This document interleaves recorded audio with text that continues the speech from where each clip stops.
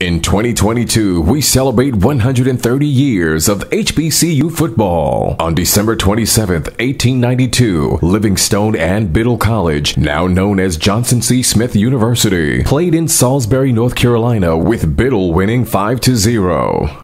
Over time, HBCU football has evolved. HBCU football's popularity continues to rise. Millions attend games each year and millions more watch on television. The HBCU bands provide some of the top entertainment in the country. Over that time, some of the best players to ever play in the National Football League played at HBCUs. Every Monday through Friday on the HBCU Football Daily Podcast, national radio and television host Donal Ware takes a look at what's happening in HBCU football and talks with coaches, players, administrators, and media about the 2022 season. Make sure you join the conversation on social media by using the hashtag HBCU130. Now, here's your host, Donal Ware. This is the HBCU Football Daily Podcast for today, Monday, October 17th. I'm Donal Ware. It's Manic Monday here on the HBCU Football Daily Podcast. And we're going to take a look at Week 7 in HBCU football. You know, in my picks, I went 1-2 for the week, so not very good at all. But let's discuss. Things kicked off on Thursday night. We had two football games. West Virginia State fell to UNC Pembroke 45-24. So West Virginia State had won a couple of games in a row, now falls to 4-3 and 3-3 in the Mountain East Conference. That's a tough conference. Maybe two losses, perhaps two losses, you can win the Mountain East. Also, Thursday night on ESPN2, North Carolina Central 59 and Morgan State 20. So now Morgan State is 0-2 in MEAC play. Meanwhile, North Carolina Central is now 1-0 in MEAC play. Had a bye, remember going back a couple of weeks ago, had lost that game to Campbell. And so if you're North Carolina Central, now and again, I had North Carolina Central number 2 in my power rankings, and you can see why. I mean, Morgan State is a solid football team coming up on the rise a little bit, and North Carolina Central able to put 59 points on the Bears. Moving to Saturday's games, Jackson State defeated Bethune-Cookman 48-8. It was a dominating performance. Bethune-Cookman did not score until the fourth quarter. The game was played in Jacksonville, home of the Jaguars. I think I saw where there were maybe 23,000 fans in attendance for that football game. Florida A&M able to eke one out. The Rattlers now have won 5 in a row, defeating Grambling State 20-16. The struggles continue for Grambling, who is now 0-4 in conference play. It was Alabama State rebounding after its loss last week to Jackson State, defeating Mississippi Valley State 24-9. Valley is now 0-7 on the season. One of the games I got wrong, one of the HBCU national games of the week that I got wrong, Southern defeated Alcorn State 21-17. That's a huge win for Southern, a big loss for Alcorn State, because now you're talking about Alcorn State with its first loss in conference play. Not only that, but Southern holds the head-to-head tie in that Western Division. And the Western Division isn't very good right now, except for Prairie View A&M. Prairie View A&M is solid, but when you're talking about Texas Southern, you're talking about Grambling, you're talking about Arkansas Pine Bluff, not playing very well right now. Prairie View A&M may still have something to say about the Western Division. We'll see. Delaware State, big win, 28-7 over Norfolk State. Delaware State 4-2 on the season, 1-0 in conference play. I've been touting Delaware State all season, and Delaware State is on the right track. Howard falling to Harvard, 41-25. South Carolina State getting back on the winning track, defeated Virginia University of Lynchburg 36-0. It was A&T over Edward Waters 45-7. Hampton defeated Albany 38 to 37 in overtime. Big win for the Pirates. They get off the schneid, but more importantly, get their first win ever in CAA play. Tennessee State. So Tennessee State got off to the slow start, has now won 2 straight games. More importantly, comes away with the 30-14 victory over Tennessee Tech. What does that mean for Tennessee State? Now 1-0 in OVC play. That's all that really counts. 2-4 in terms of the record overall, but 1-0 in OVC play. Chowan defeated Virginia State 43-40. So Chowan still has an opportunity for that CIAA Northern Division crown. Meanwhile, Virginia State with 2 losses in the conference probably is not going to happen. Staying in the CIAA's Northern Division, Elizabeth City State defeats Lincoln 21-19. Elizabeth City State starting to play a little bit better, but Lincoln, even with the loss, I think you look at Lincoln long-term because he had a true freshman quarterback. And I think from a long-term perspective, you're looking at Lincoln.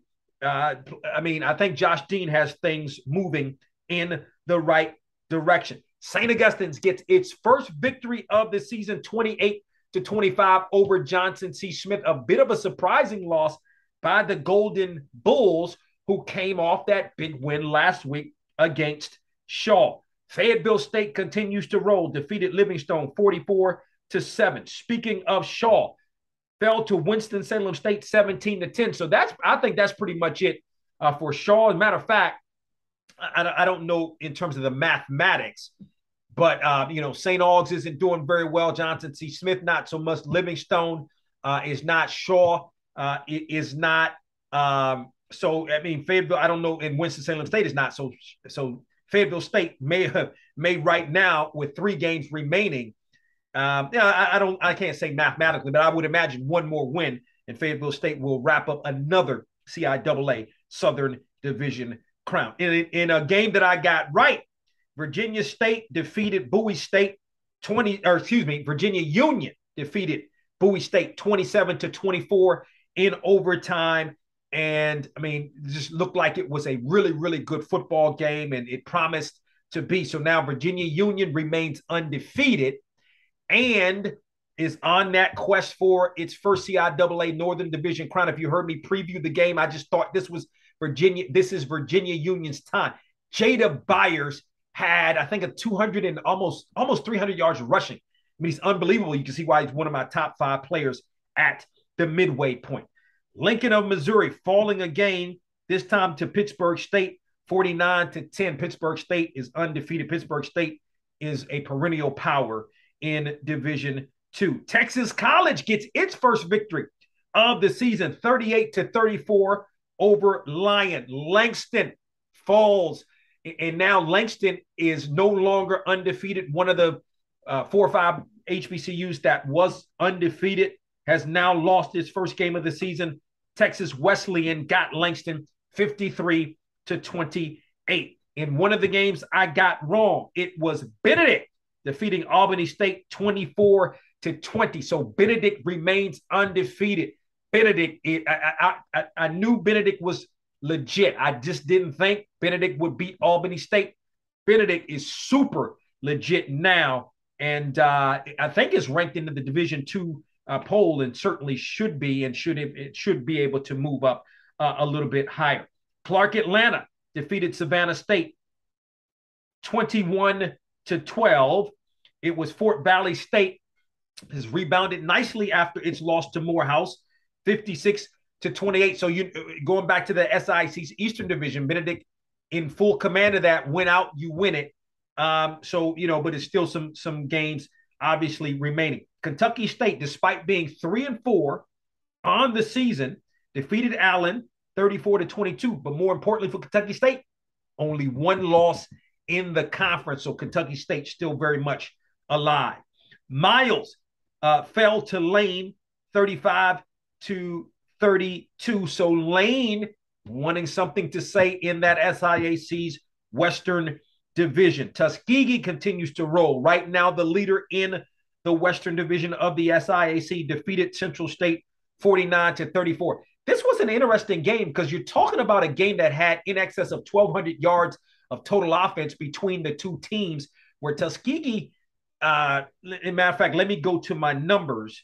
Let me go to my numbers right now, because I want to make sure that I have this correct in terms of the amount of yards. Tuskegee gave up 700, more than 700 yards of total offense, and 712 yards of total offense, while Lane gave up 540 to Tuskegee. But Tuskegee gave up 501 yards in the passing game, right? But Tuskegee able to gain 434 yards rushing. That's a weird football game right there. Not one that you see certainly every day. So big win there for Tuskegee, who continues to roll. Florida Memorial fell to St. Thomas 38-7. And in the game on Sunday, Alabama A&M continues to roll 34-31 over Arkansas Pine Bluff. Alabama A&M 3-1 in the conference, still has to play Jackson State upcoming. Still got a tough road, but still has bounced back nicely after starting the season 0-4. So that's a look at the Week 7 scoreboard. Later on today, we will announce the HBCU National Players of the Week. You can also find on our website the HBCU coaches and media polls. Don't forget to tell a couple of friends about the HBCU Football Daily Podcast, where you can find us on our website at boxtorow.com, also on iHeartMedia.com, or wherever you get your podcasts. And you can watch the HBCU Football Daily Podcast on the Box to Row YouTube page. Takeaway Tuesdays tomorrow. I've got many takeaways to talk about on Takeaway Tuesday, so I'll see you tomorrow.